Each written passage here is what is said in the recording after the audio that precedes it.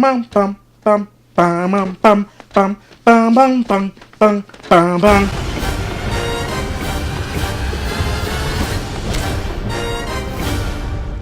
I'm gonna spoil the crap out of this. So if you haven't seen the movie, go see the movie and then come back and watch this review. Because why I split it up in uh, non-spoiler and then give you a spoiler. Might as well do it in one. I get to really talk about this movie if I do it that way. Now, you've been warned. Now I get to it. This movie is fantastic. Okay, this is up there with all the Mission Impossible movies, and like I think this franchise is on a roll. Like there's no slowing down, and it's one of the best action movies I've seen all year. I think I have Mad Max up there as well, and this one is right up there. And spy movies, like we haven't really gotten a great spy movie in a long time, and this is a great spy film, and along with adding some great action scenes in it. And I appreciate Christopher McQuarrie, who is the director of this movie this time around, sort of infusing that element to it. As a matter of fact, we haven't got a good spy Mission Impossible since the first one. And this is what I want to say about the Mission Impossible series and this one, is that it manages to have its own, each film has its own like distinct feeling. The first one was like a spy thriller, second one was like a straight up action movie, directed by John Woo. And I love that movie, by the way. I don't care what anyone says about that being the worst out of, like, that to me is just John Woo's Mission Impossible movie. It's ridiculous. Of course, there's scenes in it that you might think like, what, really? Like just meets this girl and already he's ready to die for her? No. But to me, like when I saw that movie in theater the first time, I wanted to see it again and again and again. I just love that movie. I love John Woo. Third one, J.J. Abrams came from television, with Alias, and brought that same flair that he brought to Alias into this movie, into Mission Impossible 3. And Mission Impossible 3 pretty much felt like an Alias episode, just bigger budget. It even starts like an Alias episode, where it starts in the middle or maybe the end of the story and then sort of goes back. That's pretty much Alias right there. And then 4, Ghost Protocol, the first one to have a subtitle instead of a number, had Brad Bird, and he brought his own flair as well, even though it kind of had some of JJ's take on it, only because JJ remained as producer. So I think he just still brought that aesthetic to it, even though it's Brad Bird's film. And of course, it was the first Mission Impossible to be shot with some scenes to be shot with the IMAX camera, especially that scene where Tom Cruise is basically climbing the tallest building in the world, and that was shot in glorious IMAX. And then of course we have Christopher McQuarrie, who is directing this movie, Rogue Nation. Now, what I think Christopher McQuarrie did, is that he took elements from all 4 films and infused it into one. So you have the spy thriller of the first, you have the action, crazy action of the second, and the third and fourth, he pretty much brought the technical expertise of those films into this movie and all meshed it into one. And from the beginning, from very first frame, this movie was on a go. Just that, keep going. And it never felt like it was going at the expense of the story. Like while it was going, it was telling a brilliant story, and it felt great. And then now I'm gonna go to the characters now. The characters, of course, Ethan Hunt. Tom Cruise he knows how to play Ethan Hunt in his sleep. Okay, so he pretty much embodies Ethan Hunt like Tony Stark embodied Robert Downey embodies Tony Stark. So that's Tom Cruise has Ethan Hunt in the bag, right? Now you have Simon Pegg, who's back. He has a little bit more to do in this movie than he did previous films. As a matter of fact, he pretty much took over the role of Luther, and now some people might be upset with that, but I think Simon Pegg's character works well with Ethan Hunt, that it just, Benji and Ethan are just like, they really mesh, and I like that dynamic. Even Luther's back. Ving Rhames is back as Luther, and he gets some stuff to do. And of course, Jeremy Renner, he's back, but he's mainly an analyst in this one. He's behind the desk or behind the screen or behind the television screen. He really doesn't do anything in this movie, which is fine. He just came off Avengers, where he did a lot more in that movie, so he can take a step back in this one. I'm sure if Part 6 is in development, if he comes back, he'll do more. And then now you have the newcomer, Rebecca Ferguson. Now, I gotta say this about her, right? Not only is she beautiful, sexy, she is badass and damn near steals the movie from Tom Cruise, right? I wouldn't say she steals it, she's right there with him. Now, when I say right there with him, apart from the opening sequence that had Tom Cruise with the on the plane, which I'm glad, by the way, that wasn't like a climactic scene or a scene in the middle, because they really show that scene, for the marketing purposes. That's the beginning of this movie, and when I saw that, I knew I was in for a ride, because I know that like that's just the beginning. Oh my God, can't imagine what other stuff is in this movie, right? Now, apart from that opening sequence, she pretty much does everything Tom Cruise does. There's a scene where Tom is in he basically has to change a profile in a supercomputer that's hidden underwater and stuff like that, and he's swimming, and he has 3 minutes to pretty much do his thing, and he's about to like suffocate, and all of a sudden, boom, and right in the frame, Rebecca Ferguson's character, Isla Faust, comes in, rescues him, right? So she did it too. Bike scenes, she's on that bike. The best, takedown I've ever seen is the time and she just goes up on this guy's shoulder and twists and turns like, bam, like, and she actually did that, you know what I mean? And, like, when she's jumping over cars, like Ethan is jumping over cars, they do it in sync, and it just looks so beautiful. Like, she is his equal in this movie. And there was one point I was worried that she was becoming the damsel in distress towards the end, where Benji gets kidnapped and she's there, and she has no choice but to be there because she'll get killed or whatever. So it was like, oh my God, now they relegated her to damsel in distress and Tom Cruise has to rescue her. Yes, he had to rescue her, but at the same time, when he did, it's not like she was like just holding on to him and just like screaming or whatever. She was just right there busting caps, like taking down dudes. Like, she is a complete find. I know she was in Hercules. I saw her in Hercules, and I didn't watch The Stars, The White Queen, but she was nominated for an Emmy for that, as for playing Queen Elizabeth, I think. So she's already a great actress, but now she's added an action flair. Now, I tell you this, if this movie came out before the casting of Wonder Woman, you'd have heard fanboys aplenty saying, that should be Wonder Woman. That should be Wonder Woman, right? And the thing of what I also appreciated about her character is that she wasn't like a skinny, woman, just like the, Hollywood like to, their vision of what a woman is, the skinny, broad, whatever. She had some meat on her bones. She's not thick and muscular like, like a dude, whatever, but she doesn't look like your typical leading lady. And she looked all the more sexy for it, you know what I mean? That scene where they keep showing it in the trailers, and then they even frame that scene in the poster, where she's about to assassinate someone and she puts her leg up on the thing to just aim properly, and she just looks, that leg, that dress is just, oh my God. So I was smitten, right?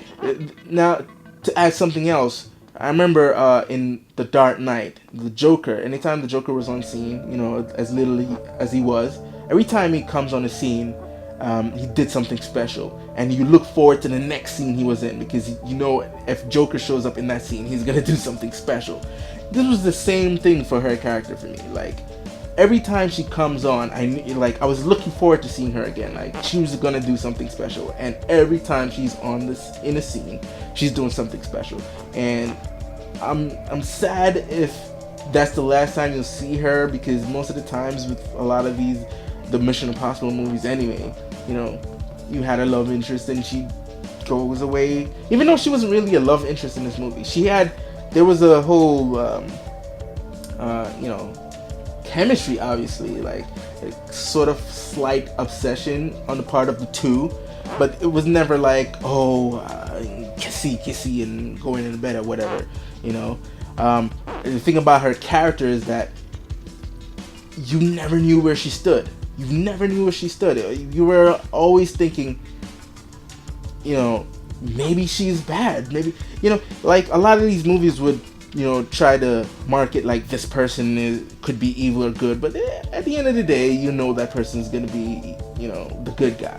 In this movie, yes, she turned out to be good, but for a second there, I really thought, like, straight up until the last act, like, you never knew where her loyalties were.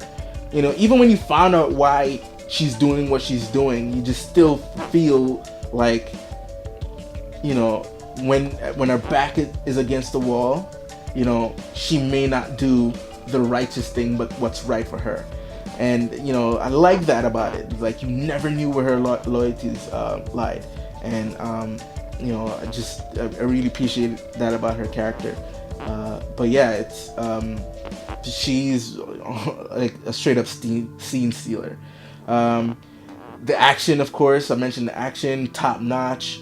You know, the bike sequence, you know, great. You definitely tell Tom Cruise was actually riding that bike. That guy really has a death wish, I gotta tell you, man. Like, he's doing everything. You know, it doesn't matter what. You know, it's like, I'm doing that stunt, you know.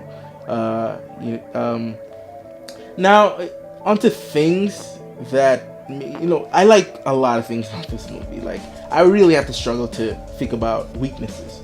And I would say one of the weaknesses, going back to Rebecca's character and Tom Cruise, they never really had that sort of, well, consummated that kind of relationship. Like, again, you saw that chemistry, you saw that there was some attraction, but then there was a scene, and it's like every film always does this, where she gives an ultimatum to say, hey, you know, we have three choices, you can either do this, or the third choice, come away with me. I was like, oh my god, why? Like, they've never expressed in any time, like, why would he do that? You know what I mean? Like, he doesn't trust you. You don't trust what he, you know?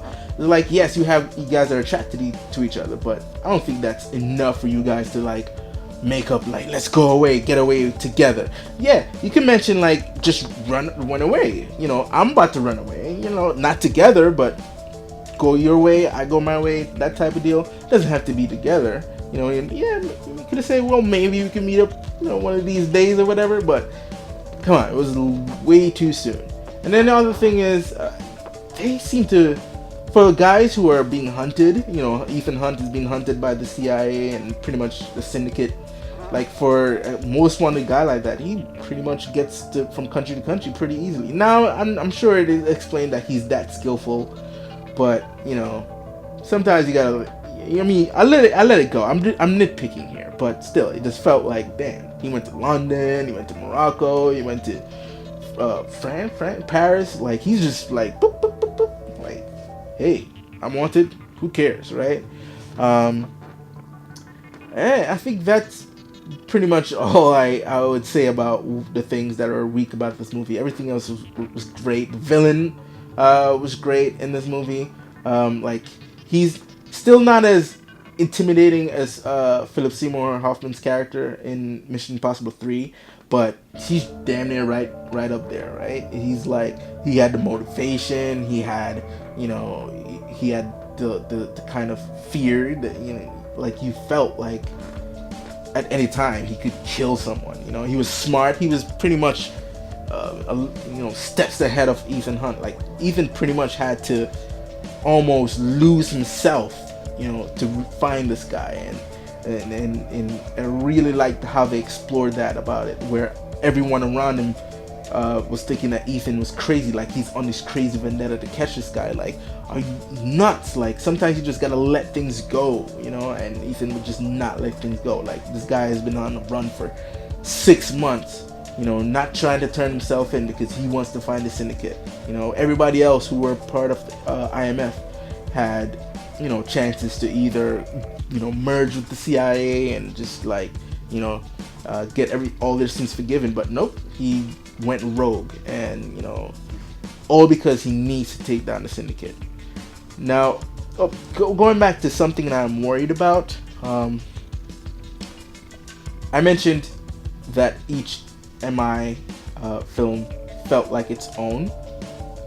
You know, it had its beginning, middle, and end, and different directors had their own take on it.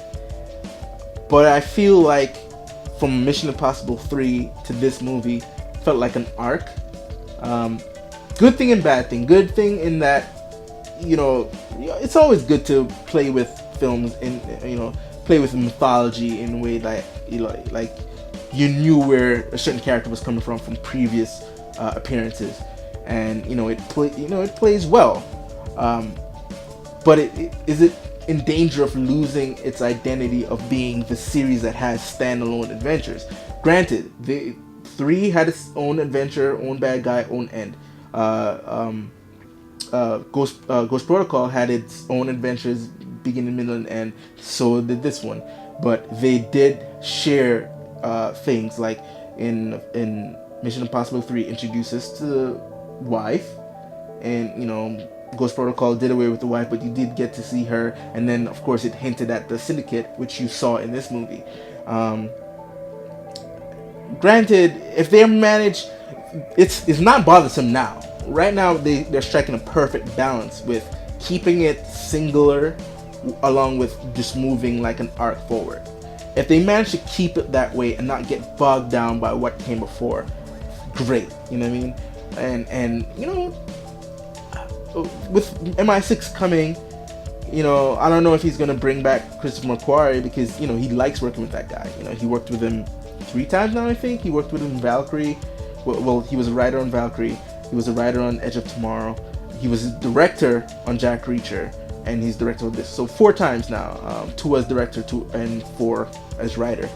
I'm not sure if he's so sort of like have this great working relationship that he'll want to bring him back, or if he recognizes what Mission Impossible is, in that each new director get a chance to put their stamp on this world, even though their stamp is getting less and less visible, considering where J.J. Abrams start with MI3 to this movie. So I'm wondering if he's gonna stick with that tone. But like I said, this movie was excellent. It was top notch. You know, one of my best films of the year. It's, you know, it's definitely continuing the trend of being a great Mission Impossible movie in the entry of the series, and gives me hope for what lies ahead with the franchise. And if the movies coming forward are as good, if not better than this, then you know, we're in one hell of a ride. And so I give this 4.5 stars. I took the half off because you know, it's not perfect, right? You know, I didn't like some of those things I didn't like, but 4.5 is damn near almost perfect, right? So 4.5 out of 5. That's what it is. So yeah, go see it in theaters if you haven't seen it already. I mean, that's me, you know, you don't mind spoilers, so you probably watched this before, but definitely go see it if you haven't seen it already, and see it again, which I probably will end up doing if you have. Right, so that brings us to the end of the review. You can look out for more reviews of upcoming movies, and then, you know, look at my other programs as well. Pop Culture Galaxy TV. I have an episode every week. I try to get them out every week. And of course, I have the podcast, Galaxy Food Podcast. And then for all you gamers out there, you can check out my other channel, Pop Culture Galaxy Gaming, where I have you know, gaming game session, and I also have a Gamers Galaxy podcast. So alright, so you like this video, subscribe, comment, and you can you know, visit popculturegalaxy.com for all your entertainment goodies.